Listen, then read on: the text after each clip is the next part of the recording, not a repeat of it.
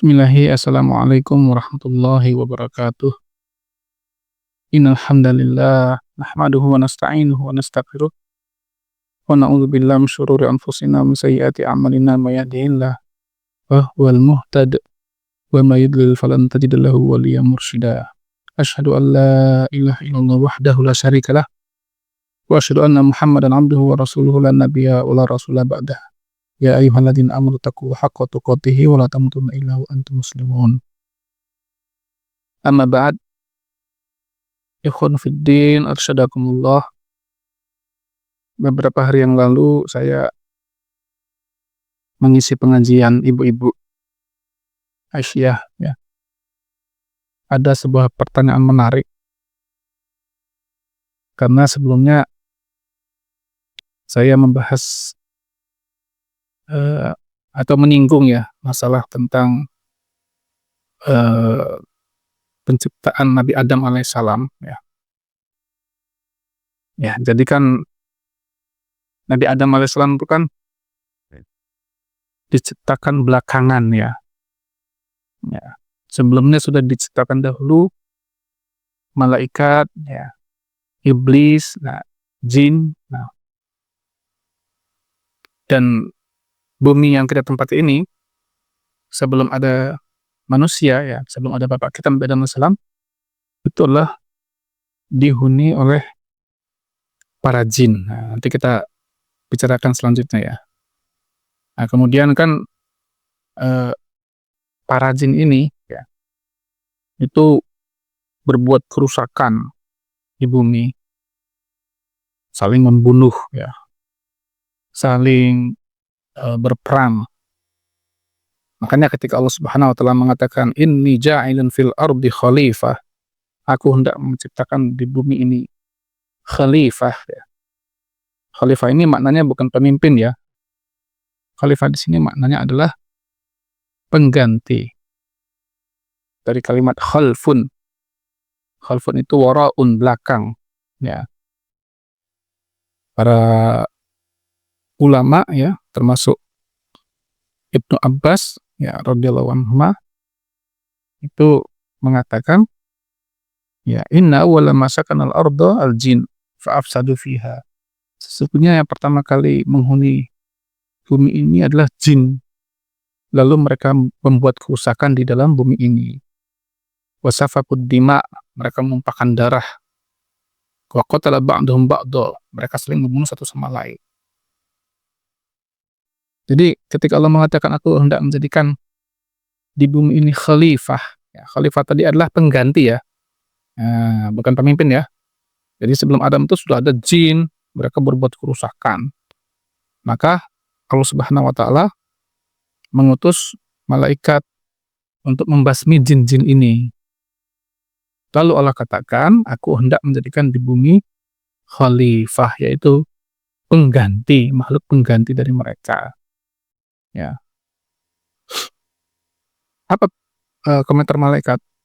Malaikat mengatakan, ataj'alu fiha may yufsidu fiha wa yasfiku dima. Apakah engkau akan menjadikan bumi ini ya, yaitu kaum yang berbuat kerusakan dan menumpahkan darah juga. Maksudnya seperti jin-jin yang dahulu gitu loh. Ya kan? Nah, jadi yang perlu kita pahami ya, bahwasanya jin-jin ini katanya adalah anak-anaknya dari iblis ya. Jadi jin-jin ini ya adalah anak-anaknya dari iblis ya. Ini banyak sekali yang berpendapat seperti ini. Misalnya Ibnu Zaid ya, dia berpendapat iblis itu adalah bapaknya para jin. Hasan al-Basri juga mengatakan iblis itu adalah nenek moyangnya jin ya. Nah, menariknya iblis ini sebagai bapaknya jin itu kan di langit itu kan dahulunya beribadah kepada Allah Subhanahu wa taala, taat kepada Allah, masuk dalam barisan malaikat kan. Tapi kok anak-anaknya malah bangkang semua kan, saling berperang, saling membunuh, membuat kerusakan. Ibu tadi bertanya, pertanyaan saya, kok bisa ya anak-anak jin tadi, ya anak-anak iblis tadi, para jin, kan bapaknya soleh, ya. Terus kok anak-anaknya malah begitu kelakuannya, saling berperang, menumpahkan darah, berbuat kerusakan. Kemudian saya jawab begini, saya katakan, "Saya itu belum pernah Bu, dapat pertanyaan begini," ya. Belum pernah juga baca buku tentang kajian seperti ini, ya kan. Tapi, ya kalau boleh saya jawab, ya, sekedarnya saja ya, saya katakan, ya bisa jadi kejadian seperti inilah, kan anak-anaknya iblis ini kan, para jin itu kan berada di bumi, dan bapaknya di langit. Bahasa mudah kita tuh ya nggak diurus bapaknya gitu loh, ya kan. Ya diurus bapaknya gitu loh, ya. Ada pernyataan menarik dari Imam Asy-Sya'bi ketika ditanya, "Kalau jin itu anaknya iblis, apakah iblis punya istri?" Eee, Beliau menjawab, "Iya, punya." Terus yang nanya lagi, "Terus siapa istrinya?" "Ya itu, saya nggak diundang waktu dia nikahan tuh." Ya, jadi ada istrinya tapi nggak ada riwayat sama sekali keterangan siapa istrinya. Nah jadi, iblis ini kan di langit ya, beribadah kepada Allah bersama malaikat, anak-anaknya di bumi. Ya nggak tersentuhlah oleh dia ya kan, nggak keurus. Ya, maka akhirnya anak-anaknya pada rusak semua. Wallahu a'lam bishawab kata saya. Jawaban saya bisa salah bisa benar. Nah, eee, dari sinilah kita seyogianya kan paham ya, bahwa namanya pendidikan anak ya, tarbiyah kepada anak-anak kita itu adalah sangat penting sekali ya, sangat apa, krusial ya. Bahkan harusnya itu dilakukan sejak dini ya, sejak dini gitu kan. Ada buku bagus judulnya Atfalul Muslimin Kaifa Rabbahum, ya, anak-anak kaum muslimin dan bagaimana cara mendidik mereka, karangan Dr. Jamal Abdurrahman, orang Mesir ini. Beliau mengatakan di mukadimahnya, ya kan, "Inna marhalat tufulah hiya akhsabu wa atwalu wa ahammu ya fatratan." Sesungguhnya masa masa kecil itu ya, hiya akhsabu, adalah masa yang paling subur ya, wa atwalu, masa yang paling panjang. Maksudnya panjang nanti apa, dampaknya, paling penting ya. Yumkin lil murabbi ay yaghrisa fiha minal mabadi al-qawimah, yang sangat dimungkinkan bagi seorang pendiri itu untuk menanamkan dasar-dasar kebaikan ya, wa taujihat as-salimah, mengarahkan kepada kebenaran, fi nufusin wa suluki abnaihi, di jiwa anak-anaknya ini ya. Fal gharsu mutahatun. Nah, ini penanaman ini nggak bisa dianggap remeh gitu loh, penting sekali ini. Fa idza tammat al-istifadah al-hasanah minha, ya fa idza tammat al-istifadah al-hasanah min tilka fatrah, kana ar-raja'u fi ma ba'du aqrab. Nah, kalau dia sudah mempergunakan ya masa kecil si anak ini ya dengan sebaik-baiknya untuk mendidik dia ya, jadi waktu kecil itu betul-betul digembleng ya, dididik dengan baik, kana ar-raja' fi ma ba'du aqrab, nanti mudah-mudahan dewasanya itu jauh bisa lebih mudah lagi didiknya kan. Saya sudah menyinggung Pak ya, beberapa video sebelumnya tentang kalau kita ngajak anak kita ke masjid ini sudah dewasa ya, sudah umur 15, 20 itu waduh sudah susah ya. Kenapa? ya dia sudah bisa bantah, sudah ngeyel, ya kan. Tapi kalau kita ngajaknya dari sejak kecil, dari umur 3 tahun, 4 tahun, Masya Allah itu udah tertanam memori dia gitu, ya. Nggak susah lagi kita banguninnya, ngajaknya gitu, karena itu udah kebiasaan. Makanya orang Sumatera itu mengatakan Allah bisa karena biasa. Bisa itu karena biasa. Selanjutnya beliau mengatakan waqalal ulama, para ulama pernah mengatakan, "Fas-sabiyyu amanatun inda walidayhi wa qalbuhu thahir." Anak-anak ini adalah amanah dari Allah kepada kedua orang tuanya. Hatinya masih bersih, ya kan?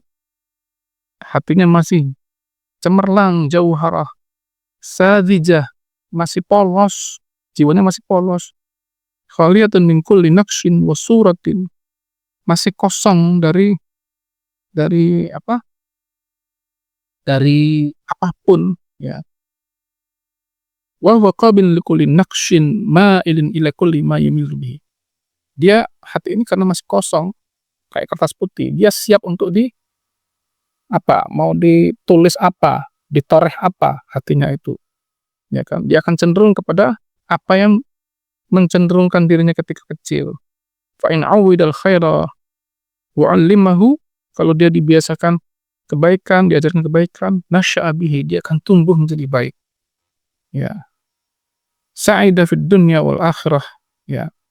Akan bahagialah di dunia dan di akhirat kedua orang tuanya, guru-gurunya, ya kan?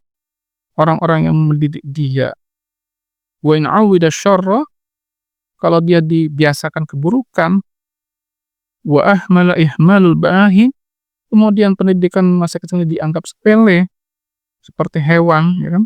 Syaqiya wa halaka, maka celakalah orang tuanya dan binasalah mereka.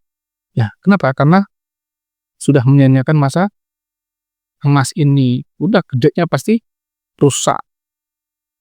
Maka Allah Subhanahu wa taala berfirman dalam surah At-Tahrim ayat 6, "Ya ayyuhalladzina amanu qu anfusakum wa ahlikum nara." Hai orang beriman, jagalah diri kalian dan keluarga kalian dari api neraka. Ya, kata Ali bin Abi Thalib radhiyallahu menafsirkan ayat ini, beliau katakan, "Allimuhum wa adibuhum." Ajarkan anak-anak kalian ilmu, ajarkan mereka adab, ya.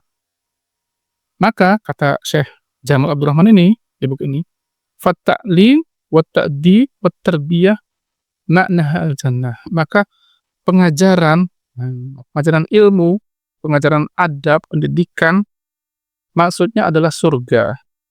Iya, ini ngarahnya ke surga.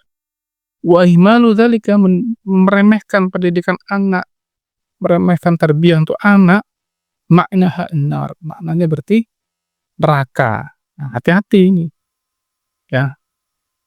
Ini permasalahan yang penting sekali, ya, kawan sekalian. Ya, anak-anak kita tuh ketika masih kecil inilah dia harusnya mendapat perhatian yang serius dari kita, kedua orang tuanya ini, ya. Makanya dari kecil tuh, istilahnya, biasakan ketemu orang soleh, ya. Kunjungi kakak ustadz, bawa anak-anak kita, ya kan, ya. Ajar dia salaman, ya kan, ajarkan dia duduk yang tenang, itu loh, ya kan. Minta doa dari para ustadz itu, orang soleh itu, "Tat, doa anak saya Tat ya, biar jadi anak soleh," ya kan, anak yang berguna, ya. Masukkan dia ke TPA, Pak, ya kan, tempat hafalan Quran, tempat belajar ngaji, ya kan, ya. Masukkan sekolah-sekolah agama, ya. Kalau dimarahin gurunya, dicubit gurunya, ya, biarin aja gitu loh. Kenapa? Selama tidak menyakiti fisik anak kita. Zaman dulu kan, ya, bapak-bapak yang sudah sekarang umur 40, 50 kan merasakan, Pak, ya, kita di sekolah ditempeleng guru kita, pulang kita nangis, ya kan, cerita sama bapak kita, bisa jadi kita tempeleng lagi, "Kamu yang nakal, makanya kamu pantas tempeleng." Nah, kalau sekarang kan enggak, ya kan, dicubit aja anaknya nangis, ngadunya macam-macam, akhirnya sampai ke jalur hukum. Gimana anak-anak kita yang mau jadi orang-orang yang kuat mentalnya, ya kan? Kenapa? Karena kita selalu membentengi dia dari kesalahan-kesalahan dia, gitu loh. Ya, anak kita masuk pondok, Pak, ngeluh, nggak betah, temennya nakal, bla bla bla bla, ya harusnya jangan langsung ditelan mentah-mentah omongan dia, cek dulu ke pondok gimana. Ada kawan saya, bagus sekali ceritanya itu. Dia kabur dari pondoknya karena nggak betah, ya, berangkat malam, sampai di rumah subuh, ya, bapaknya lagi baca Quran. "Assalamualaikum," katanya. "Waalaikumsalam." Bapaknya tuh langsung nutup Quran, apa kata bapaknya? "Kamu mandi, makan, balik lagi ke pondok sekarang." Jadi pulang itu kabur, Pak, cuma numpang mandi dan makan. Jadi ini anak ini akhirnya kan. Kenapa? Karena orang tuanya juga kuat ya dalam mendidik anak-anaknya. Ya, kita ini, Pak, nggak mungkin bisa mendidik anak kita sendiri. Kita butuh tangan-tangan lain, ya kan, untuk membantu kita dalam mendidik mereka. Ya, nggak bisa. Kalau kita nggak mau ada tangan lain mendidik anak kita, ya sudah, nggak usah sekolah, ya kan. Ajarin aja di rumah, ikut homeschooling aja selesai. Walau alam bisawab, yang sedikit ini benar-benar bermanfaat bagi saya dan ikhwan sekalian. Kalau ada kurangnya saya mohon maaf. Barakallahu fikum. Assalamualaikum warahmatullahi wabarakatuh.